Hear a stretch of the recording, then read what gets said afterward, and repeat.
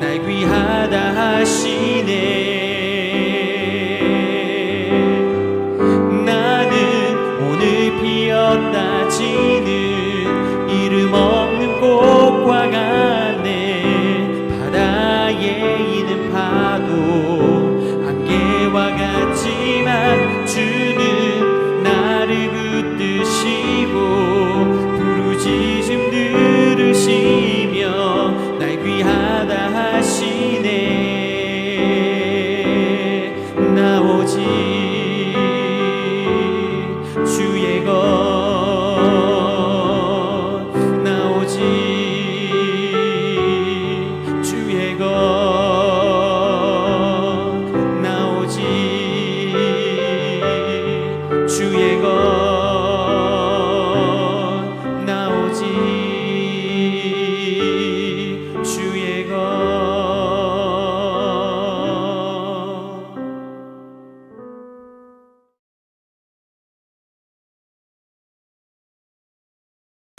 할렐루야. 2021년도 2월 2주차 행복한 목요일 아침입니다. 이 아침에 하나님께서 저에게 허락하신 말씀은 민수기 27장 16절에서 20절까지 말씀입니다. 저희 다 함께 읽겠습니다. 여호와 모든 육체의 생명의 하나님이시여, 원하건대 한 사람을 이 회중 위에 세워서 그로 그들 앞에 출입하며 그들을 인도하여 출입하게 하사 여호와의 회중이 목자 없는 양과 같이 되지 않게 하옵소서. 여호와께서 모세에게 이르시되 눈의 아들 여호수아는 그 안에 영이 머무는 자니 너는 데려다가 그에게 안수하고 그를 제사장 엘르아살과 온 회중 앞에 세우고 그들의 목전에서 그에게 위탁하여 네 존귀를 그에게 돌려 이스라엘 자손의 온 회중을 그에게 복종하게 하라. 아멘. 광야에서 지내던 이스라엘 백성들이 드디어 하나님께서 약속하신 그 땅에 도착하여서 목전에 두게 되었습니다. 하나님께서 모세에게 말씀하시기를 아바림 산에 올라가서 그 땅을 바라보라고 하셨습니다. 그리고 그 후에는 네 형 아론처럼 조상들에게로 돌아갈 것이라고 말씀하시면서 모세로 하여금 그 생의 마지막을 준비하게 하셨습니다. 모세는 온갖 원망과 비난을 듣고 견디면서 출애굽한 이후에 40년 동안 광야에서 이스라엘 백성들을 이끌어 왔습니다. 그랬던 모세가 약속의 땅에는 들어가지는 못하고 생을 마감하게 된다는 그 사실이 저희가 보기에는 안타까울 수 있습니다. 저희의 예상과는 다르게 모세의 반응은 다음과 같았습니다. 본문 16절, 17절 말씀에 여호와 모든 육체의 생명의 하나님이시여, 원하건대 한 사람을 이 회중 위에 세워서 그로 그들 앞에 출입하며 그들을 인도하여 출입하게 하사 여호와의 회중이 목자 없는 양과 같이 되지 않게 하옵소서 하였습니다. 먼저 주목하게 되는 것은 모세가 하나님을 부르는 호칭입니다. 호칭을 묵상하면 120세의 모세가 하나님을 어떠한 분으로 바라봤는지를 저희가 알 수 있습니다. 여호와 모든 육체의 생명의 하나님이시여 하였습니다. 여호와는 스스로 계신 자라는 말로 하나님께서 직접 자기 자신을 소개하실 때 사용하신 이름입니다. 모든 육체의 생명의 하나님이시여 하였는데 이는 하나님께서 모든 육체를 만드신 창조주이시고 모든 생명이 호흡하도록 하는 것도 하나님께서 허락하셔야만 가능하다는 뜻입니다. 광야 생활을 하는 중에 말씀에 불순종했던 자들이 얼마나 참혹한 심판을 받았었는지 또 하나님께서 그 이스라엘 백성들을 그 광야에서 어떻게 보호하셨고 또 어떻게 약속의 땅까지 인도해 오셨는지 생생하게 기억하고 있는 120세의 모세는 말씀이신 하나님을 여호와 모든 육체의 생명의 하나님이라고 불렀습니다. 저희가 만약 광야에서 살고 있다고 한다면 무엇을 먹는지, 무엇을 입는지, 무엇을 타는지는 중요한 문제가 절대로 아닙니다. 이 생존만이 가장 중요한 문제이고, 생존은 오직 하나님이 호흡을 허락하셔야만 가능한 것입니다. 생의 마지막을 준비하는 모세가 하나님께 기도했던 것은 약속의 땅에 한 번만 들어가게 해달라는 이런 기도가 아니라 이스라엘의 다음 세대를 위하여 백성들이 목자 없는 양과 같이 되지 않도록 하나님의 말씀을 있는 그대로 선포할 자를 세워달라고 백성들을 위하여 간구했던 것입니다. 백성들에게 그토록 많은 원망과 비난을 들어왔으면서도 모세는 백성들이 잘못된 길로 가서 하나님께 불순종하여서 죽음의 심판을 당하게 될까 걱정하고 염려하였습니다. 하나님께서 민수기를 통해서 이러한 모세를 조명하신 이유가 무엇인지를 오늘 발견하길 소망합니다. 목자 없는 양처럼 된다는 것이 무엇입니까? 양이란 5m 밖은 못 보고 넘어지면 혼자 힘으로는 일어날 수 없는 연약한 존재입니다. 목자가 없으면 혼자서 집을 찾아올 수도 없고 어딘가에 넘어지면 죽게 될 수도 있는 그런 존재입니다. 모세는 바로 하나님의 말씀을 목자라고 한 것입니다. 이 하나님의 말씀이 선포된 대로 선포하고 있는 그대로 순종하는 자를 구하였던 것입니다. 120세의 모세는 불순종이 얼마나 잘못된 것인지를 잘 알고 있었습니다. 모세가 약속의 땅으로 들어갈 수 없었던 이유는 무리바 사건입니다. 신광야에서 이스라엘 백성들이 모세에게 쓰라린 원망을 쏟아내었었는데 어찌하여 우리를 애굽에서 나오게 하여 이 나쁜 곳으로 인도하였냐며 농사할 곳도 없고 마실 물도 없다. 불평했습니다. 모세가 하나님께 엎드려서 기도하니까 하나님께서 말씀하시기를 회중 앞에서 반석에게 명령하여 물을 내라고 하셨습니다. 이때 모세가 백성들을 모아두고는 반석에 명령을 한 게 아니라 우리가 너희를 위하여 반석에서 물까지 내야 하냐 면서 지팡이로 2번 반석을 내려쳤습니다. 그래서 하나님께서 모세의 불순종을 보시고 네가 백성들 앞에서 내 거룩함을 나타내지 아니한 고로 약속의 땅에 백성들을 들이지 못하리라는 벌을 내리신 겁니다. 120세의 모세는 모든 것이 하나님께서 주관하시는 대로 진행된다는 것을 누구보다 잘 경험해왔고 또 누구보다 잘 알고 있었습니다. 그러한 모세는 하나님께서 이 백성들의 다음 세대가 하나님의 말씀대로 살아갈 수 있도록 인도하여 주실 것을 간구했습니다. 그러자 하나님께서는 여호수아를 세우라고 말씀하셨습니다. 왜 하필 여호수아입니까? 여호수아는 하나님이 신실하신 분임을 결단코 의심하지 않았던 믿음의 인물입니다.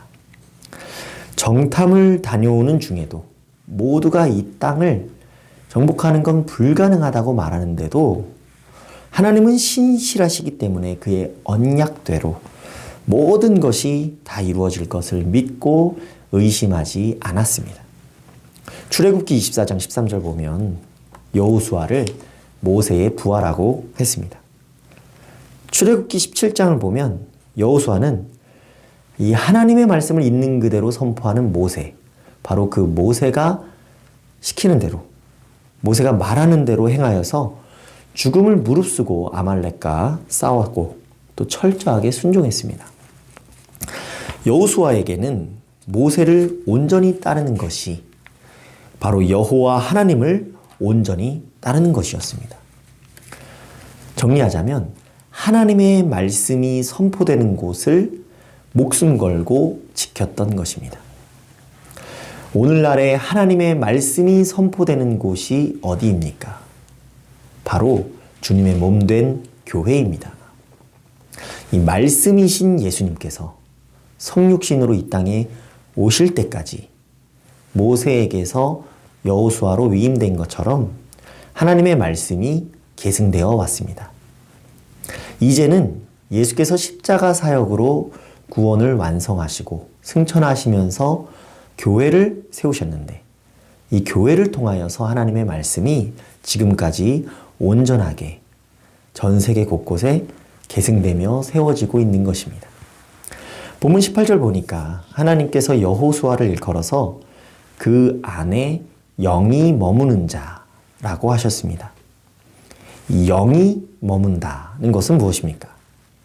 로마서 8장 9절을 보니까 만일 너희 속에 하나님의 영이 거하시면 너희가 육신에 있지 아니하고 영에 있나니 누구든지 그리스도의 영이 없으면 그리스도의 사람이 아니라 하였습니다.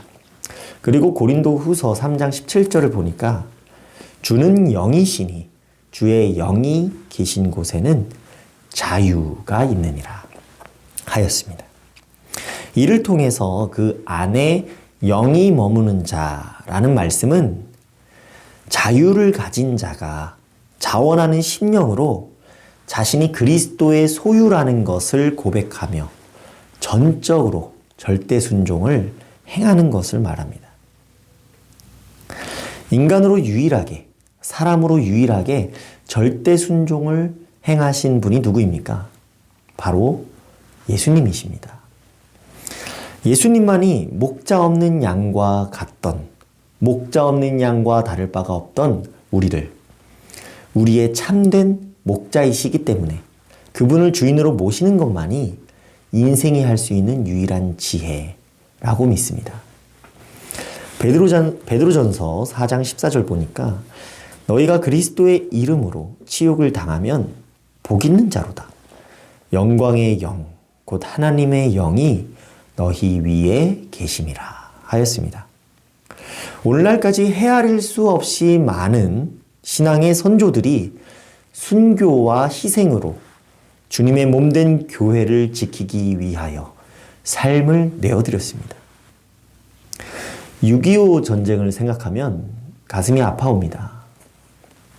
저도 그 시대에 태어났다면 전쟁에 참여하게 됐을 것입니다. 전쟁이 끝나고 외국의 선교사님들이 우리나라로 많이 들어오셨습니다. 한국에서 성경 공부를 시작하셨고 또 학교를 세우고 병원을 세우고 여러 사회 기관들을 세우셨습니다. 교회가 강해졌을 때 나라가 강해졌습니다. 한국교회 60년대 사진을 보면 놀랍습니다.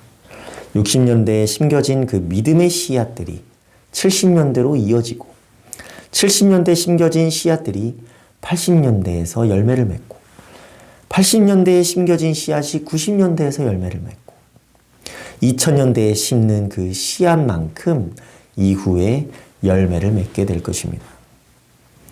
한국교회 안에는 분명히 말씀의 영이 머무르고 있습니다.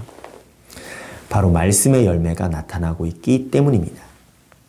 그래서 오늘 저희도 참된 목자이신 예수님을 우리의 주인으로 모시고 절대 순종을 사모하며 인생 전체를 씨앗으로 드리겠다는 그런 고백을 드렸으면 좋겠습니다. 선한 이웃 우리교회도 60년대 그 시작점에 한 분의 집사님께서 그 대지를 헌납하신 것을 계기로 모든 성도님들이 십시일반 힘을 모아 교회를 세워 올리고 또 이토록 귀한 교회를 갖고 오시고 또 세워 오셨다는 사실을 잘 알고 있습니다. 저는 여호수아와 같이 그 안에 말씀의 영이 머무르고 있는 선한 이웃 우리 교회가 정말 너무나도 자랑스럽습니다. 하나님의 역사를 매주 목격합니다. 농사를 함에 있어서 농사는 정말 끝이 없습니다. 말씀을 심으면 말씀의 열매가 나오게 됩니다. 말씀의 열매가 광야와 같은 이 세상 가운데 정말 가득 채워져서 풍성해질 때까지 저희는 농사를 멈춰서는 안 될 것입니다. 여호수아가 모세를 섬겼던 것처럼 하나님의 말씀이 선포되는 교회를 섬기고 또 하나님이 세우신 가정을 정말 마음을 다해 사랑하는 그런 모든 성도님들 되시기를 예수님의 이름으로 간절히 소망합니다. 다 함께 기도하겠습니다. 모든 육체 생명이신 하나님 아버지, 정말 감사드립니다. 오늘도 내려주신 하나님의 말씀을 붙잡아 이 광야와 같은 세상 가운데서 어떻게 살아야 하는지 중심을 잡을 수 있었습니다. 말씀이신 예수 그리스도를 삶의 주인으로 모시고 예수께서 말씀하신 대로 절대 순종, 절대 복종하며 살아갈 수 있도록 인도하여 주옵소서. 모든 성도가 여호수아와 같이 그 안에 영이 머무는 자가 되게 하시고 그 성전에 모이기를 힘써 주님의 몸된 교회가 굳건하게 하여 주옵소서. 허락하신 오늘 하루도 악한 것을 멀리하게 하시고 하나님의 말씀만을 입술에 담게 하여 주옵소서. 예수 그리스도의 이름으로 기도드리옵나이다. 아멘. 오늘 다 함께 올려드릴 도고기도 제목은 보은교회를 위하여서입니다. 첫째로 최우석 목사님 가정을 위해서 기도해 주시기 바랍니다. 박지연 사모님과 시은이를 위해서 어려운 상황 속에서도 보은교회를 주님의 몸된 교회로 잘 세워갈 수 있도록 온 식구들이 영육 간의 강건함 가운데 기쁨으로 살아갈 수 있도록 기도해 주시기 바랍니다. 둘째로 보은교회를 위해서 삼동면을 하나님의 나라로 확장하는 사명을 충실하게 잘 감당하는 교회로 든든히 세워질 수 있도록 또 연로한 성도님들 많으신데 하나님께로부터 주어지는 은혜로 강건함 누리실 수 있도록 함께 기도하여 주시고 담임 목사님의 온전한 건강 회복과 치료 중에 있는 식구들의 빠른 회복을 위해 기도해 주시고 코로나 사태로 어려워진 이 나라와 교회를 신속히 일어나게 하셔서 하루빨리 교회가 정상적인 복음사역 잘 감당할 수 있도록 기도하여 주시기 바랍니다. 또 가지고 계신 개인 기도 제목들 은혜가 많으신 하나님 앞에 가지고 나아가서 다 맡겨드리고 기도로 이겨내시기를 소망합니다. 다 함께 기도하겠습니다.